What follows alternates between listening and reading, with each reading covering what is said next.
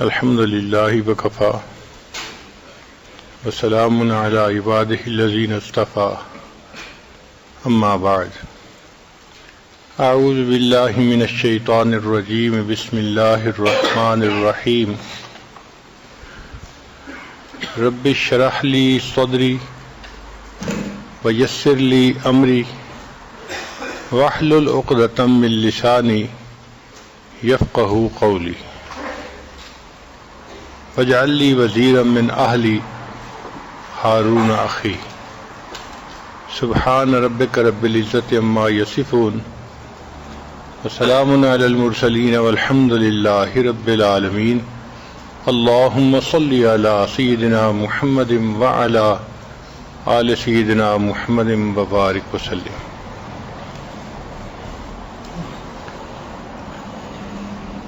اللہ رب العزت نے ایمان والوں کے لیے مختلف رشتے بنائے ہیں۔ ایک رشتہ تو خون کی وجہ سے ہوتا ہے، ایک ماں باپ کی اولاد۔ شریعت نے ان کو بہن بھائی کا درجہ دیا، لہذا ایک ماں باپ کی جتنی اولاد ہوتی ہے آپس میں بھائی ہوتے ہیں، بھائی بہن کا تعلق ہوتا ہے۔ اور ایک ہے ایمان کا رشتہ۔ اللہ تعالیٰ فرماتے ہیں انما المؤمنون اخوہ، ایمان والے سارے کے سارے بھائی ہیں۔ اور نبی علیہ السلام نے بھی ارشاد فرمایا کونوا عباد اللہ اخوانا، اے اللہ کے بندو آپس میں بھائی بھائی بن کے رہو۔ آج کے اس دور میں چونکہ ان تعلیمات پر زور دینے والے کم ہیں، لہذا نوجوان بچے اپنی من پسند کے دوست بنا لیتے ہیں، پھر دوست قریب ہوتے ہیں اور ماں باپ اور بہن بھائی اس سے دور ہوتے ہیں، وہ سب سے ہٹ کٹ جاتا ہے بندہ۔ ایسے تعلقات میں پڑتا ہے کہ ماں باپ سے کا تعلق بھی کمزور ہو جاتا ہے، بہن بھائی کا تعلق بھی کمزور ہو جاتا ہے۔ اس لیے اس بات کی ضرورت ہے کہ ہمیں ان تعلقات کی اہمیت بتائی جائے۔ اگر ایک باپ کے دو بیٹے ہیں، وہ آپس میں محبت پیار سے رہیں گے تو دو فائدے، ایک تو محبت پیار سے رہنے سے اللہ خوش ہوں گے، اور دوسرا ماں باپ کو بھی خوشی ہوگی جب وہ اپنے بچوں کو دیکھتے ہیں آپس میں محبت ہے، اتفاق ہے، ایک دوسرے کے ساتھ طبیعتیں ملتی ہیں، تو ماں باپ کے دل کی خوشی بڑھ جاتی ہے۔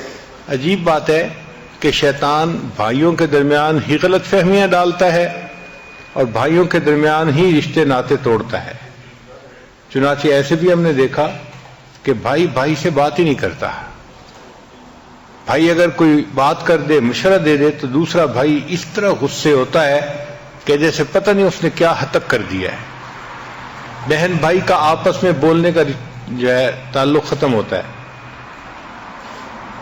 بچپن کی چھوٹی چھوٹی باتوں کو یاد کر کے وہ شادی کے بعد بھی ایک دوسرے سے تعلق ٹھیک نہیں رکھتے۔ یہ کتنی بیوقوفی کی بات ہے۔ بچپن کی باتوں کو بچپن میں بھول جانا چاہیے، اور جب انسان بڑا ہو جائے، شادی شدہ ہو جائے، پھر گرون اپ لوگوں کی طرح آپس میں محبت کا رشتہ استوار کرنا چاہیے۔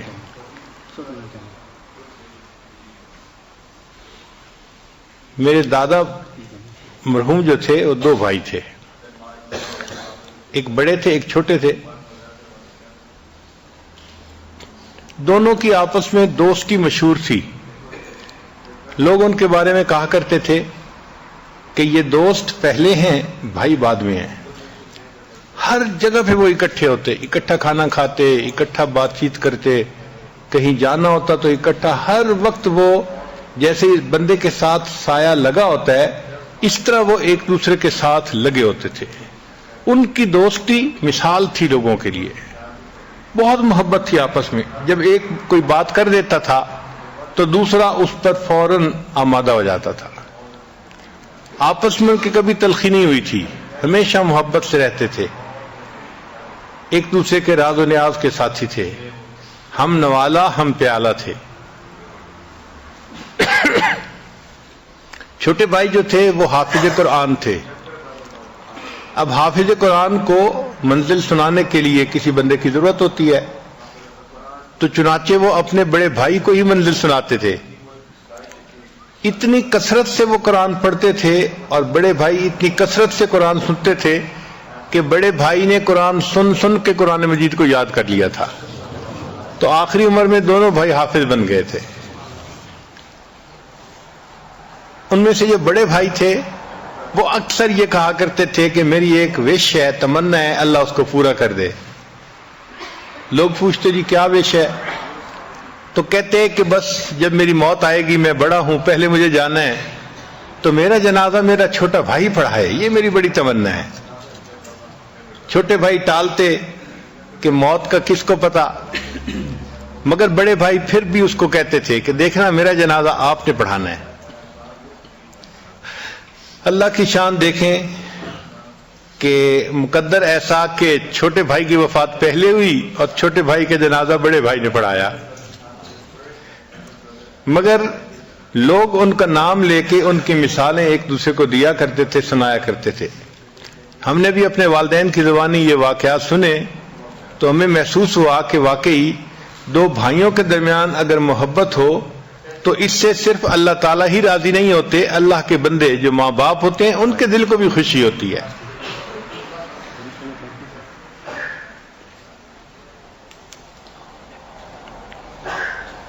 اونچ نیچ ہونا، غلطی کوتاہی ہونا، یہ انسان کے ساتھ لگا ہے۔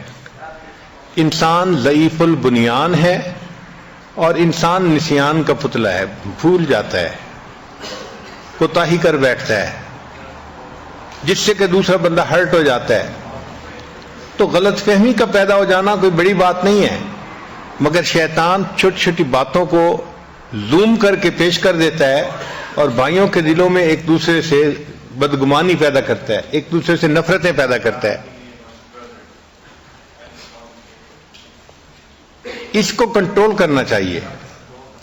بھائی بہن کا تعلق بھی بہت محبت کا تعلق ہے، مگر بھائیوں کی طبیعت ہوتی ہے وہ بہنوں کو تنگ کرتے رہتے ہیں، خواہ مخواہ طبیعت ہوتی ہے، بیٹھے ہوں گے اس پہ کوئی بات کر دیں گے، کبھی اس کے کپڑوں پہ بات، کبھی اس کے کھانے پہ بات، کبھی اس کی چیزوں پہ بات، اس کو تنگ کرتے ہی رہتے ہیں، عادت ہے۔ مگر اس تنگ کرنے کا مطلب کوئی نفرت نہیں ہوتی، یوں سمجھیں کہ یہ تنگ کرنا ان کی محبت کی علامت ہوتی ہے۔ اور ہم نے تو دیکھا بعض اوقات ایسے بھی ہوتا ہے کہ بہن ٹین ایجر ہے تو اس کے چہرے کے اوپر دانے نکل آئے، اب ڈاکٹر اس کو کہتا ہے کہ اپنے چہرے کو ذرا پولیوشن سے بچاؤ، تو جب بھائی کو پتہ چلا تو آتے جاتے اسی دانے کے اوپر انگلی رکھتا ہے اس کو ٹیز کرنے کے لیے، مگر اس کے دل میں نفرت نہیں ہوتی۔ ایک طرف ٹیز بھی کر رہا ہوگا اور دوسری طرف بہن کا کوئی مسئلہ ہوگا تو بہن کی سائڈ بھی لے گا، اس کی ہمدردی بھی کرے گا۔ تو ماں باپ بھی اپنے بچوں کو یہ باتیں سمجھائیں کہ یہ زندگی کا حصہ ہے، بیٹے کی شخصیت اور ہوتی ہے، بیٹی کی شخصیت اور ہوتی ہے۔ تو بیٹا جو ہے وہ رف اینڈ ٹف ہوتا ہے، وہ فزیکلی دوسرے کو تنگ کرتا ہے، کبھی چیز چھپا دی، کبھی چیز ہٹا دی، کبھی کوئی بات کر دی، مگر یہ اس کے محبت کے اظہار کا طریقہ ہے۔ بہنوں کے اندر اللہ نے پولائٹنس رکھی ہوتی ہے، نرمی رکھی ہوتی ہے، وہ کہتی کم ہیں مگر دل میں بہت کچھ رکھ لیتی ہیں، اور یہ بھی اچھا نہیں ہوتا کہ بہنیں اپنے بھائیوں کے بارے میں چھوٹی چھوٹی باتیں اپنے دلوں میں رکھیں۔ فارگیو کر دینا چاہیے اور فارگیٹ کر دینا چاہیے، اللہ کے لیے معاف کر دینا چاہیے، اور اس نعمت کی قدر کرنی چاہیے کہ ہمارے رشتے ہیں ایک دوسرے کے ساتھ۔ ان گھروں میں جا کے دیکھیں جہاں صرف بہنیں ہیں، بھائی نہیں، وہ بھائی کو ترستی ہیں۔ بھائی ایک دن کی عمر کا بھی ہو نا تو بہنوں کو اپنے سر کے اوپر ایک سایہ محسوس ہوتا ہے، وہ اپنے آپ کو پروٹیکٹڈ محسوس کرتی ہیں، وہ سمجھتی ہیں کہ ہمارا کوئی نگران ہے، کوئی ساتھ دینے والا ہے۔ چھوٹے بھائی کا بھی ان کو اتنا سہارا ہوتا ہے۔ اچھا جہاں سارے بھائی ہوں بہن نہ ہو تو دیکھا ہے کہ ان بچوں کی تربیت اچھی نہیں ہوتی، وہ بھی اکھڑ مزاج بن جاتے ہیں، ایک دوسرے کے ساتھ بہت رف اینڈ ٹف زندگی گزارتے ہیں، ان کے اندر بیلنس لائف نہیں آتی جب تک بہن ساتھ نہ ہو۔ تو بہن ہونا، بھائی ہونا، یہ اللہ کی نعمت ہے، ان رشتوں کی قدر کرنی چاہیے، چونکہ اللہ تعالیٰ نے قدر کرنے کا حکم عطا فرمایا۔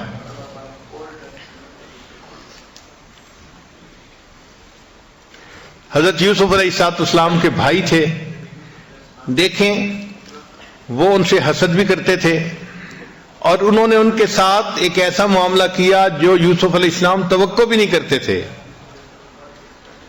کہ چھوٹے بھائی کو ایک کنویں کے اندر پھینک دیا۔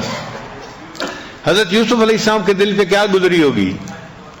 چھوٹے بھائی کو تو بڑوں سے محبت کی توقع ہوتی ہے، ہمدردی کی توقع ہوتی ہے، یہاں بھائی اپنے ہاتھوں سے ان کو سمندر ایک کنویں کے اندر پھینک کے جا رہے ہیں۔ جب پھینک کے چلے گئے تو کہتے ہیں کہ رات آ گئی۔ اب یوسف علیہ السلام کی پریشانی اور بڑھ گئی، ایک تو کنویں کی تنہائی ہے اور دوسرا رات کا اندھیرا ہے، اور چھوٹا بچہ تو ویسے بھی جلدی ڈر جاتا ہے۔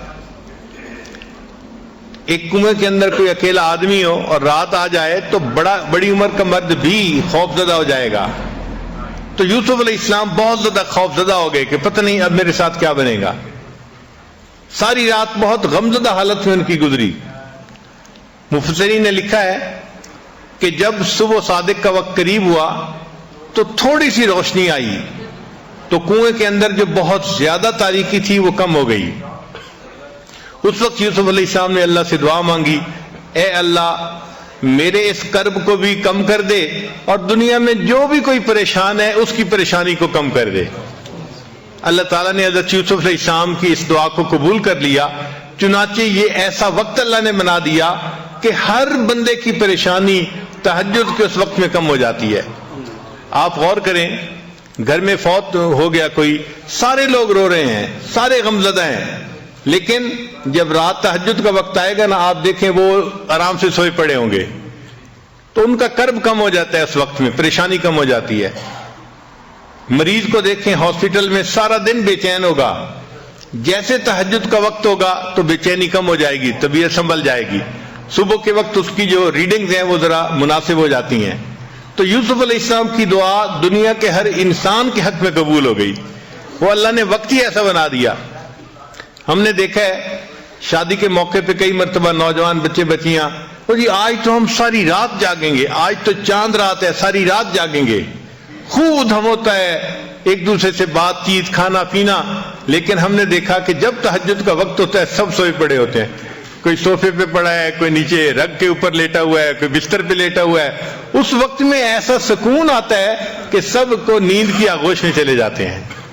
تو یہ یوسف علیہ السلام کی دعا تھی جو ہر پریشان بندے کے حق میں اللہ نے قبول فرما لی۔